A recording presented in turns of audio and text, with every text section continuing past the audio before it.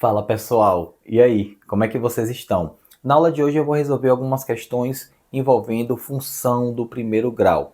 Se você tem alguma dúvida, então fica comigo, porque essas dúvidas vocês tirarão hoje. Então vem comigo. Pessoal, tem uma questão aqui bem simples, tá bom? Márcia ligou seu computador à rede internacional. Ela paga uma mensalidade fixa de R$ 30, mais 15 centavos a cada minuto de uso.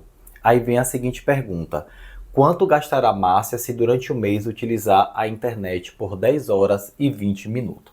Na função do primeiro grau, para começar e resolver um problema, a gente tem que lembrar sempre de uma pequena fórmula, que a gente lidar com y é igual a x mais b.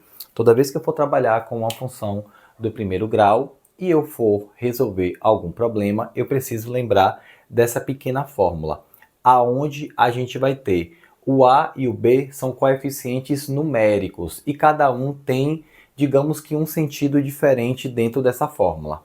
Esse aqui a gente chama de parte variável e esse b a gente chama de parte fixa.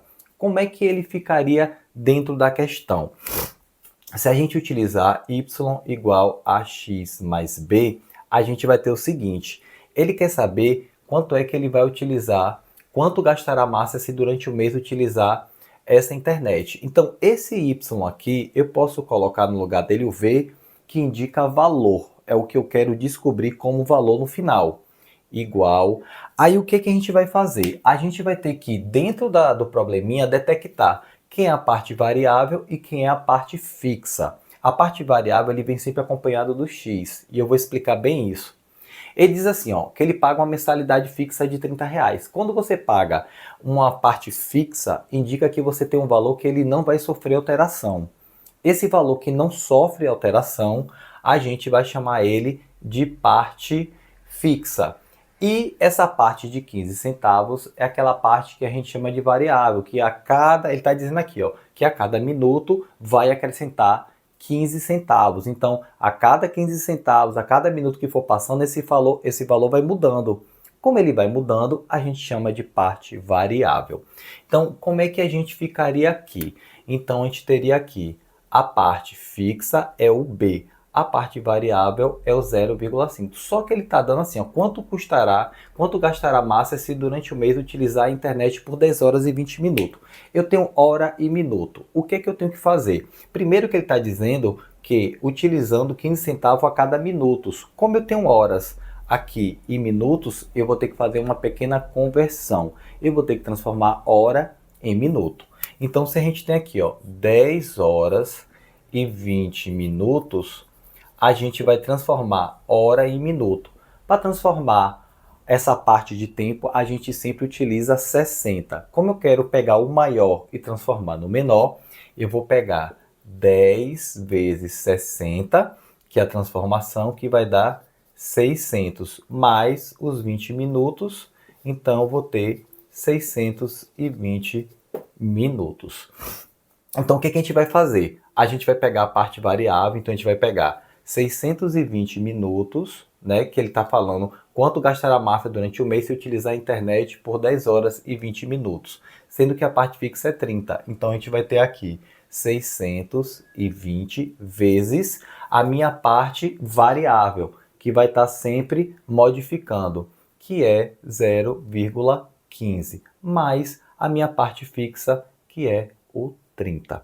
Então, V é igual. A gente vai ter uma multiplicação. 620 vezes 0,15. 5 vezes 0 dá 0, 5 vezes 2 dá 10, vai 1, 5 vezes 6, 30, mais 1, 31. Mais 1 vezes 0, 0, 1 vezes 2, 2, 1 vezes 6, 6. Esse 0 aqui ele não vai ter valor, então não preciso multiplicar. Então, 0, 0, 3, 9. A parte de cima é parte inteira, não mexe. A parte decimal é a de baixo e eu tenho duas casas. Então, eu mexo da direita para a esquerda. Então, da direita para a esquerda vai ficar 93. Então, a gente vai ter 93 mais 30. Então, o meu valor, 93 mais 30, R$ 123. Então, recapitulando aqui, eu sei que a minha mensalidade fixa é de R$ 30. Então, eu tenho ele uma vez só. Então ele vai ficar representado pelo B. E a parte variável, eu fiz a transformação de 10 horas e 20 minutos em apenas minutos, porque é que ele está falando a cada minuto de uso. Ou seja, a minha resposta tem que ser dada em minutos. Por isso eu transformei hora em minutos. Fazendo a conversão, eu acho 620 minutos. Coloco no lugar de A e X vai ser aquela parte variável que a cada minuto vai acrescendo 0,15 centavos. Então 620 vezes 0,15 mais a parte inteira. Multiplicando dá 93, mais 30, eu vou ter um valor no final do mês de R$ 123. Agora, a parte de baixo diz assim: quantas horas ela poderá utilizar de internet se quer gastar no máximo R$ 90? A gente vai pegar a mesma coisa, né? V é igual a X mais B.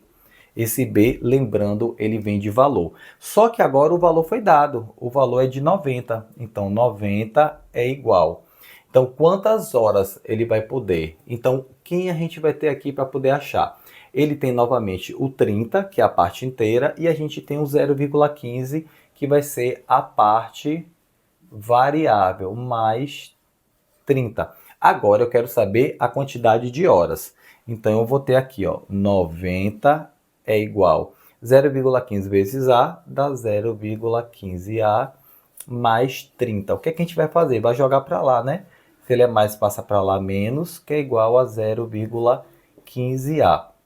Então vai ficar 60 é igual a 0,15A. Então a gente vai ter A é igual a 60 dividido por 0,15. Lembrando que o número que está colado com a letra é ele que passa dividindo. Então a gente vai ter essa operação. 60 dividido por 0,15. Pessoal, divisão com parte decimal. Aqui ele é inteiro e aquele é decimal. A gente vai buscar quantas casas decimais ele tem para que a gente possa igualar o número de casas. Se eu tenho duas casas decimais, eu vou acrescentar 2 zeros aqui, vou cortar essa vírgula, vou cortar esse zero, e aí vai ficar um número inteiro.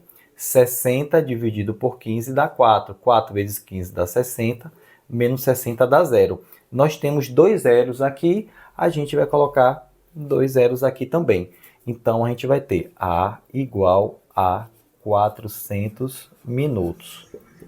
Esse é o meu resultado, né? Então, nessa parte de cima, ele quis saber o valor, sendo que o tempo já foi dado. Na pergunta de baixo é o inverso. Ele já deu o valor e está pedindo a quantidade de horas.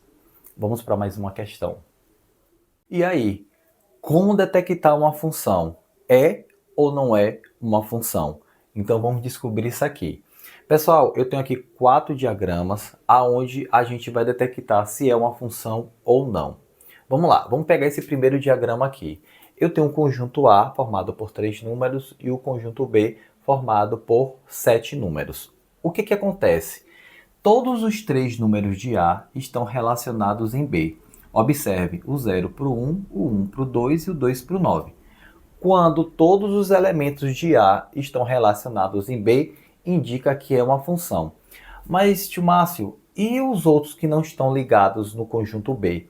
O conjunto B é como se ele não tivesse muito valor. Quem necessariamente precisa estar nos conformes, maneira de falar, é o conjunto A. E uma das regras é essa: todos os elementos de A têm que estar relacionados em B. E isso acontece aqui. Então, a gente pode dizer que é uma função. Vamos para o próximo diagrama. Olha o que acontece aqui. Primeira coisa, todos os elementos de A estão relacionados em B. Ok.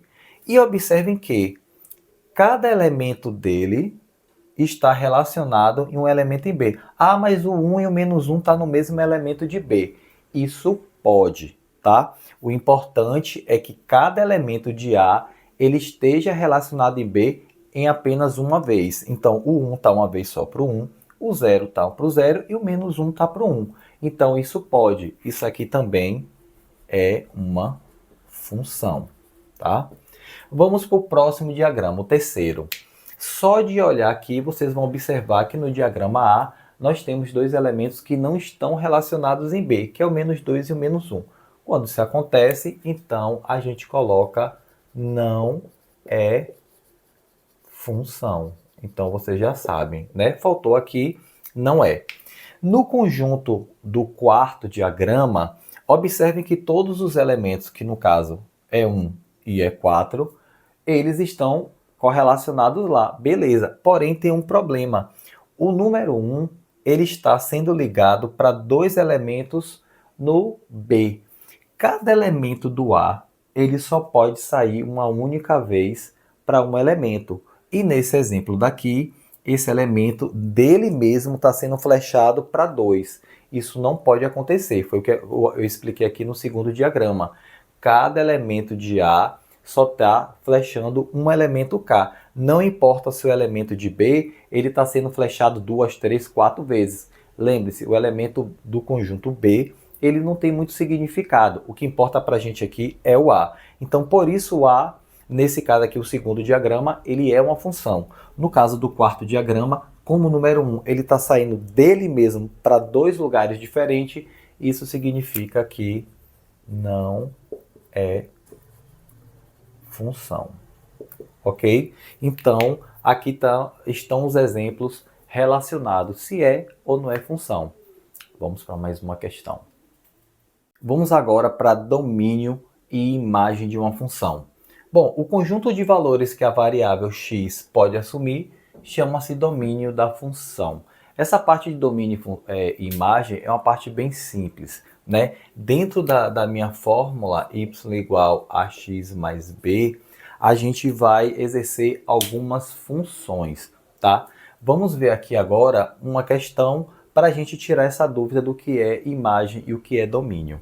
O perímetro y de um quadrado é dado pela função da medida x do lado. Então, essa função é definida por y igual a 4x. Né? Então, y ele vem realmente da minha função f de x. Eu posso substituir o f de x pelo y. Tá?